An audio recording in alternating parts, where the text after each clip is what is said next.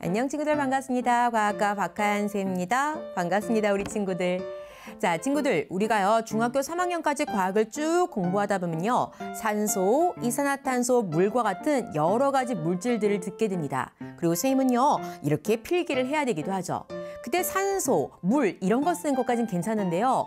이산화탄소는 5글자나 되잖아요. 그래서 이 이산화탄소 쓰기가 가끔 힘들 때가 있어요. 그래서 대체로 CO2라는 분자식을 쓰기도 하죠. 그때 CO2라는 분자식은요 화학식이라고도 읽을 수 있습니다. 도대체 분자식과 화학식 같은 말일까? 그들의 관계는 어떤 것일까? 이번 시간에 우리는 화학식을 통해서 분자식과의 관계까지 이야기해 보려고 합니다. 출발해 보도록 하죠.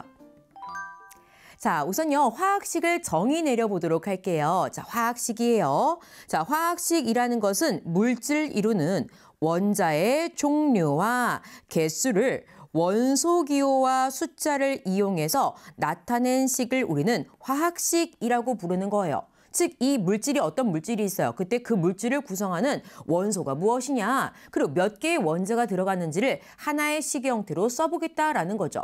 자, 좀 느낌을 알기 위해서 우리 이 그림 가지고 한번 해보도록 할까요? 자, 선생님이 지금 2가지의 물질들을 이렇게 제시해 드렸습니다. 그리고 모형들을 봤더니만 회색깔은요 수소 원자를, 붉은 색깔은 산소 원자를 표기하기로 우린 약속할게요. 그럼 보세요. 첫 번째 물질의 경우는요 수소 원자 2개에 산소 원자 1가 있는 것을 확인할 수 있고, 따라서 우린 이렇게 H2O라고 쓸 수가 있을 거예요.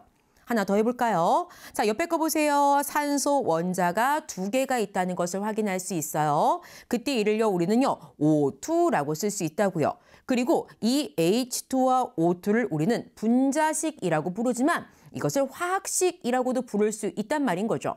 그럼 화학식, 분자식 그냥 아무렇게나 마음껏 써도 됩니까? 라고 했을 때 그렇진 않아요.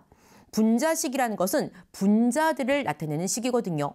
좀 와닿지 않나요? 한 번 더 얘기를 해보도록 할게요. 자, 보세요. 화학식과 분자식의 범주를 보니까 화학식이 훨씬 더 넓은 범위라는 것을 알 수 있죠. 화학식이라는 것은요, 물질들을 보았을 때 독립적이지 않은 물질들까지 모두 포함합니다. 와닿나요? 다시 분자에 대해 정의 내려보도록 하죠. 분자라는 것은 나눌 뿐의 아들 자자입니다. 성질을 지니고 있는 입자이긴 한데요. 그것이 독립적으로 분리가 되어 있어야 되는 거예요. 고유한 성질을 지닌 작은 입자로서 독립된 입자인 경우에 우린 분자라고 하고, 그 분자를 나타낸 식이 분자식이 되는 거예요. 근데 세상에 있는 모든 물질들이 다 이렇게 독립적이진 않거든요. 따라서 우리가 모든 물질들을 어떤 원소로 되어 있고 그것이 어떤 원자 몇 개로 되어 있는지 나타낸 것을 화학식이라고 하고, 그중에서 분자들만 따로 분자식이라는 말을 더 붙여주자라고 한 것이 분자식과 화학식의 관계입니다. 그럼 세상에 분자처럼 분자처럼 독립적이지 않고 연속적인 것도 있단 말인가요? 그렇죠. 한번 볼게요. 자, 그림 보시면 여러분들 어때요? 지금 노란색은 나트륨 이온의 모습, 그리고 이렇게 초록색은 염화 이온의 모습입니다. 나트륨 이온과 염화 이온이 결합했는데요. 그들이 딱딱 둘이 떨어져 있는 것이 아니라 굉장히 연속적으로 연결되어 있다는 것을 볼 수 있어요. 따라서 이러한 물질들은요, 우리가 분자라고 얘기할 수는 없습니다. 따라서 이들을 표현할 때는 분자식이라고 얘기할 수 없는 거죠. 따라서 이들을 표현한 것을 우리는 화학식이라고 하고, 화학식을 나타낼 때는 이와 같은 구성 입자들이 몇 개 대 몇 개의 비율로 있는지 나타내게 돼요. 나트륨 이온의 경우는 플러스 1의 양이온이고 염화 이온은 마이너스 1의 음이온이다 보니까 그들은 한 개 대 한 개의 개수비로 결합을 해요. 그래서 우리는 Na 하나에 Cl이 하나가 있어. 그래서 NaCl이라고 읽고 이는 화학식이라고 부르는 겁니다. 됐어요. 그래서 분자식이라는 것은 화학식 중에서도 분자만을 나타낸 식인 것이고, 화학식이라는 것은 모든 물질들을 다 나타낼 수 있는 식을 화학식이라고 한다라는 생각을 해보시면 됩니다. 그때 이 같은 화학식 왜 얘기하는 걸까요? 중학교 3학년 되면요. 화학 반응들을요. 식의 형태로 나타내는 연습을 하게 돼요. 그때 그것을 화학 반응식이라고 하고요. 화학 반응식 꾸밀 때요. 물이에요, 이산화탄소예요. 한글로 쓰지 않거든요. 우리 약속된 거 화학식으로 쓸 거란 말이에요. 그래서 그 연습들을 조금 더 해보면서 화학식을 마음에 담아 볼게요. 자, 화학 반응식이라고 있습니다. 화학 반응식이라는 것은 화학식과 그리고 플러스 화살표와 같은 기호를 이용해서 화학 반응을 나타내는 식, 이것을 화학 반응식이라고 해요. 근데 지금 이렇게 그림들 나와 있을 때요. 이 같은 그림들을 우리는요. 화학식으로 한번 표현해 보도록 합시다.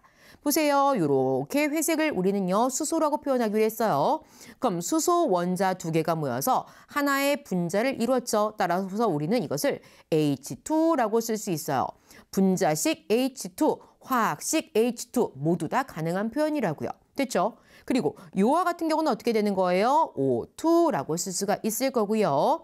이들의 모습이겠요. 수소가 두 개 있고요. 산소가 하나 있으니까 뭐예요? 수소 원자 두 개, 산소 원자 하나, H2O라고 쓰도록 합니다.